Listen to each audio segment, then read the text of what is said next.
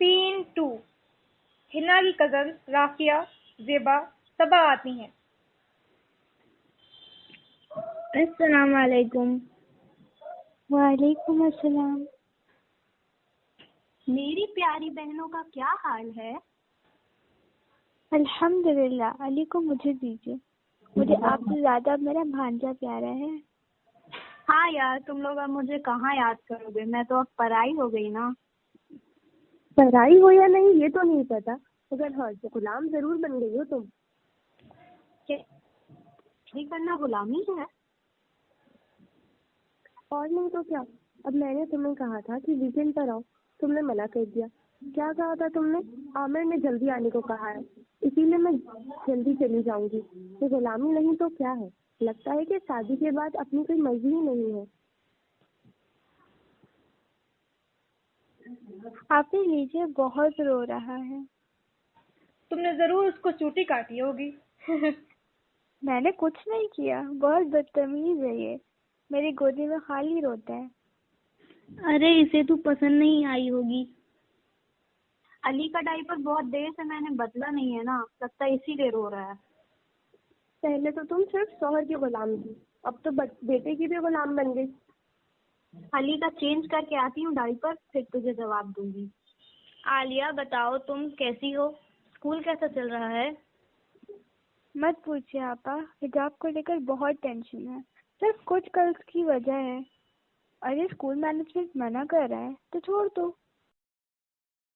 یار عالیہ، ہمارے وقت میں تو اتنی ٹینشن نہیں تھی، الحمدللہ ہم لوگ کو حجاب الاؤ بھی تھا۔ ایسے کیسے اسکول کی بات مان لیں، وہ بھی حجاب کے معاملے میں؟ حجاب ہمارا حق ہے، ہم لوگ حجاب کسی کے لیے بھی نہیں چھوڑ سکتے۔ اللہ کے حکم پر چلنا ہمارا واحد کام ہے، تو ہمیں چاہیے کہ ہم حجاب پر ڈٹے رہیں اور حجاب کو نہ چھوڑیں۔ یار اللہ تعالیٰ بھی مجبوری دیکھتے ہیں، اب اسلام اتنا بھی سخت نہیں، حکمت کو دیکھتے ہوئے حالات کے حساب سے ڈیسیژن لینے پڑتے ہیں۔ اب بتاؤ میں کیا کر سکتی ہوں، مجھے تو مجبوری میں آفس کی دی ہوئی ڈریس پہننی پڑتی ہے نا۔ یہ علی کو لو، اب نہیں روئے گا انشاءاللہ، فریش ہو گیا ہے۔ نا میری جان، ہم لوگ کو اللہ کا جو حکم نہیں ماننا ہوتا ہے تو ہم لوگ اس حکم کو مجبوری یا پھر حکمت کہتے ہیں۔ غلامی سے تھوڑی سی تمہیں تمہیں چھٹی مل گئی۔ شادی غلامی نہیں، یہ تو ایک خوبصورت احساس ہے جس میں دونوں ایک دوسرے کے جذبات کا خیال رکھتے ہیں۔ شوہر اور بیٹی کا کام کرنا غلامی نہیں، محبت ہے۔ ارے یار یہ سب کتابی باتیں ہیں، مجھے دیکھو، نہ پتی کا جھنجھٹ نہ سسرال کا، اپنی مرضی سے سب کام کرتی ہوں، تمہاری طرح نہیں کہ ایک منٹ بھی سکون نہیں رہا۔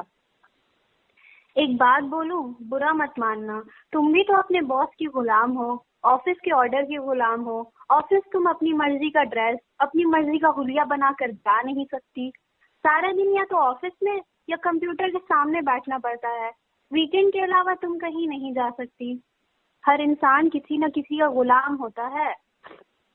میں اپنے اللہ کی غلام ہوں، شوہر اور بچے کا میں اس لیے کرتی ہوں کہ اللہ نے مجھے یہ ذمہ داری دی ہے، سمجھی ہے نا؟ مجھے تو جاب کے بدلے ہائی سیلری ملتی ہے، تم کو ایک ایک پیسے کے لیے تو شوہر کا محتاج رہنا پڑتا ہے۔ میں کم سے کم گھر میں رہ کر سکون سے ہسبینڈ کے پیسے پر عیش تو کرتی ہوں۔ اس کے بدلے وہ شوہر کی غلام بھی تو ہو جاتی ہو تم، اور سجنا سنورنا بھی بس شوہر کے لیے۔ تم آفس جاتی ہو تو اپنی مرضی کا ڈریس پہنتی ہو کیا آفس تم جس حلیے میں جانا چاہتی ہو چلی جاتی ہو کیا؟ نہیں وہ تو مجبوری ہے نا، لیکن آفس میں الٹے سیدھے حلیے میں جاؤں تو برا لگتا ہے۔ کسے؟ مجھے اور دوسروں کو بھی۔ لوگ ٹوک دیتے ہیں کہ یہ کیا حلیہ بنا کر رکھا ہے۔ جس دن کلائنٹ سے ڈیل ہوتی ہے نا، اس دن تو بہت زیادہ قاعدے سے تیار ہونا پڑتا ہے، میک اپ کر کے اور بہت اچھے سے، مگر مجبوری ہے۔ اب تم اس کو شوہر سے مت ملاؤ، یہ مجبوری ہے، اور شوہر کی غلامی تم نے خود سے قبول کری ہے۔ ہنا، ہم دنیا میں ہمیشہ ذہنی طور پر کسی نہ کسی کے غلام ہوتے ہیں، چاہے اللہ کے، چاہے بندوں کے، یا پھر چاہے سسٹم کے۔ آج ہم سب سے زیادہ غلام میڈیا کے ہیں۔ میڈیا جو دکھاتی ہے وہی دیکھتے ہیں، اور جو سناتی ہے وہی سنتے ہیں، اور جو مائنڈ سیٹ بنانا چاہتی ہے نا وہی مائنڈ سیٹ بناتے ہیں۔ میڈیا نے ہم سب کو یہ احساس دلا دیا ہے کہ زندگی میں سب سے ضروری پیسہ ہے، اور اس کے لیے جس کی بھی غلامی کرنا پڑے کر لو۔ اگر آفس میں کلائنٹ اور آفس والوں کے لیے سجا جائے تو کوئی بات نہیں، لیکن اگر شوہر کے لیے سجا جائے تو ہم جاہل اور بیکورڈ ہو گئے۔ جبکہ شوہر کے لیے سنگار کرتے ہیں تو یہ حلال ہے، اور اگر آفس والوں کے لیے کرتے ہیں نا تو یہ حرام ہے۔ شوہر ایک ہے، اس کو سیٹسفائی کرنا آسان ہوتا ہے، اور باس اور کلائنٹ سب کو سیٹسفائی کرتے کرتے ہم اپنی مرضی ہی بھول جاتے ہیں اور ان کی مطابق ڈریس اپ کر کر کے ڈپریشن پیشنٹ بن جاتے ہیں۔ لیکن بات صرف کپڑے کی نہیں ہے، تمہارا سارا دن ان لوگوں کے پیچھے جاتا ہے، تمہاری اپنی کوئی زندگی نہیں ہے۔ تمہاری کوئی زندگی ہے؟ سارا دن تو کمپیوٹر کے آگے رہو یا پھر آفس میں رہو۔ لیکن ویکینڈ کو ملتا ہے نا مجھے، اور سب سے بڑی بات کہ ہائی پیڈ سیلری ہے میری۔ تمہیں کیا ملتا ہے؟ رشتوں کی محبت، اپنے پن کا احساس، یہ تم کو آج نہیں سمجھ میں آ رہا ہے نا؟ ابھی ینگ ہو، اپنے اولڈ ایج کا سوچو، جب ماں باپ بھی نہیں رہیں گے، تمہارا اپنا کوئی نہیں ہوگا، کیا تم اپنے بڑے سے گھر اور مرسیڈیز کے ساتھ اکیلے رہو گی؟ عورت کی جاب منع نہیں ہے، مگر جاب کے چکر میں اپنے آپ کو خوبصورت رشتوں سے کاٹ دینا یہ صحیح نہیں ہے نا؟ ہسبینڈ اور ان لاز تو بہت ستاتے ہیں، جاب تو انسان جب چاہے چھوڑ سکتا ہے۔ مجبوری میں اللہ نے طلاق کو جائز کیا ہے۔ کچھ لوگ جن کو اللہ کا ڈر نہیں ہوتا ہے نا، وہ ایسا ہی کرتے ہیں۔ اگر ڈرائیور خراب ہے تو گاڑی کو الزام نہیں دیں گے۔ اگر کچھ شوہر خراب ہیں تو اس کا یہ مطلب نہیں ہوتا ہے کہ شادی خراب ہے۔ لیکن میری جان، تو تمہارا میرے بارے میں کیا خیال ہے؟ مجھے کیا کرنا چاہیے پھر؟ جاب کرو، مگر اپنی لمٹ کو جانتے ہوئے۔ ایسی جگہ جاب کرو جہاں مردوں سے زیادہ کانٹیکٹ نہ ہو، جہاں پردے کا پورا اہتمام کر سکو۔ میری مانو اچھا رشتہ ہے تو شادی کا سوچو۔ میڈیا نے جاب کو جتنا اچھا اور شادی کو جتنا ٹیبو بنا دیا ہے نا، ویسا نہیں ہے۔ کچھ روز کو لے کے تو شادی سے ڈر لگنے لگا ہے اب، پتہ نہیں سامنے والا کیسے مزاج کا ہو۔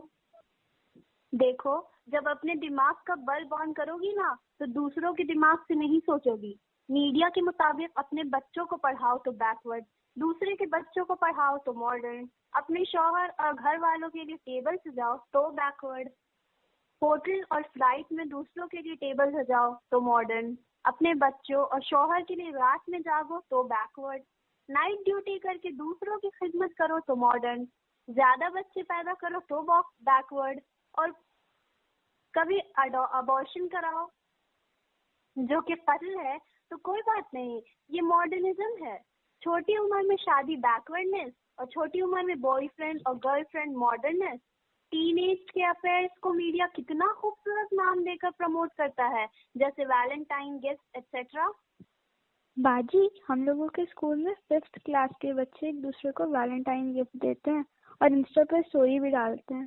ہاں عالیہ، یہ میڈیا ہم سب کے دماغ کو خراب کر دیا ہے کہ حلال چیز بری اور حرام چیز اچھے لگنے لگی ہے۔ تمہاری باتیں تو صحیح ہیں، مگر زیادہ تر لوگ یہی سوچتے ہیں کہ تو کیا سبھی لوگ غلط سوچتے ہیں؟ اتنے پڑھے لکھے لوگ اپنا دماغ استعمال نہیں کرتے ہیں، تم ہر چیز کے لیے میڈیا کو کیوں دوش دیتی ہو؟ تم نے کبھی سوچا کہ میک اپ انڈسٹری اتنی بومنگ کیوں ہے؟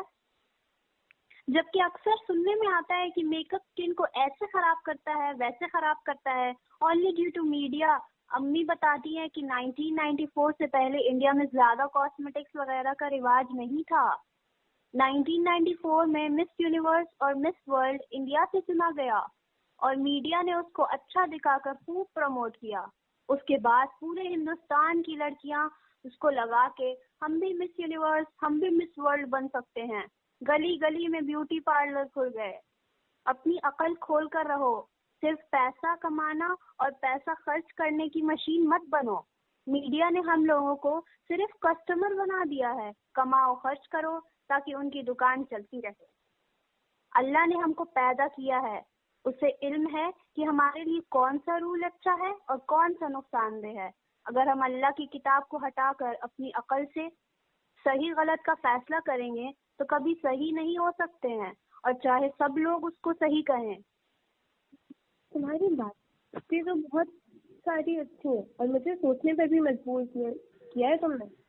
لیکن میں اپنی سیلری کی اچھی خاصی رقم بیوٹی پروڈکٹس اور بیوٹی پارلر پر خرچ کر دیتی ہوں. جب سے آن لائن شاپنگ ہو گئی ہے ایڈ دیکھ کر سامان خریدنے پر بھی اچھا خاصا خرچ ہو جاتا ہے. آنکھ کھلا رکھو، دماغ کو کھلا رکھو، تبھی کام کی آدمی بنو گی. میڈیا کے ذریعے ویسٹ کا انفلوئنس ہماری جنریشن کو دیمک کی طرح چاٹ رہا ہے، اور ہماری سب سے بڑی پرابلم یہ ہے کہ ہم نے اللہ کی رسی کو ایک دم چھوڑ دیا ہے. اللہ کی کتاب پر عمل کرنا تو دور، ہم اس کو پڑھتے بھی نہیں ہیں. اوپر سے اگر ہم اللہ کے دیے ہوئے کاموں کو نہیں مانیں گے اور اپنے آس پاس کے لوگوں کو حق کی بات نہیں بتائیں گے تو ہمارا حال یہی رہنے والا ہے. ہمیں چاہیے کہ ہم اپنی سوچ بدلیں اور لوگوں کی بھی سوچ کو بدلیں نا.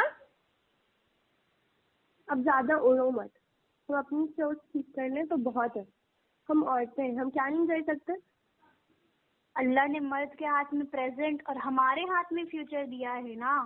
ہم چاہیں تو اپنے بھائیوں، بہنوں، بیٹوں، بیٹیوں کا مائنڈ سیٹ بدل سکتے ہیں. ہم میں بہت طاقت ہے، عورت کمزور نہیں ہے. ہنا میری جان، ہم عورتوں کو انڈر اسٹیمیٹ مت کرو. ہم ان ماؤں کی بیٹیاں ہیں جنہوں نے اپنے رب کے لیے دین لوگوں تک پہنچانے کے لیے ہر طرح کی قربانی دی، چاہے مال ہو، وقت ہو، اولاد ہو یا پھر جان. خدیجہ رضی اللہ تعالیٰ عنہا نے تو اپنے بزنس کا سارا مال اللہ کی راہ میں خرچ کر دیا. اور ہماری پیاری ماں عائشہ رضی اللہ تعالیٰ عنہا بھی کیا خوب تھیں، پردے میں رہ کر وہ بیسٹ ٹیچر تھیں. اور فرعون کی بیوی کو تو سب جانتے ہیں، آسیہ، جنہوں نے اپنے رب کی محبت میں اتنے ظلم سہے. دین پہنچانا مطلب لوگوں کی سوچ کو دوسری چیزوں کے انفلوئنس سے ہٹا کر اللہ کے حکم کے مطابق کرنا. تو ہم اور آپ اگر ہمت کریں تو کوئی بھی مشکل پار کر سکتے ہیں. ہمارے ہاتھ میں اگلی پوری جنریشن ہے، اور تو اور اللہ رب العزت کو ہماری طاقت کا علم ہے، اس لیے انہوں نے اگلی پوری جنریشن چاہے مرد ہو یا عورت ہمارے ہاتھوں میں پلوائی ہیں. ہمیں چاہیے کہ ہم لوگ اپنی سوچ کا خیال رکھیں اور سب کچھ چھوڑ کر بس اللہ کی ہی غلامی کریں.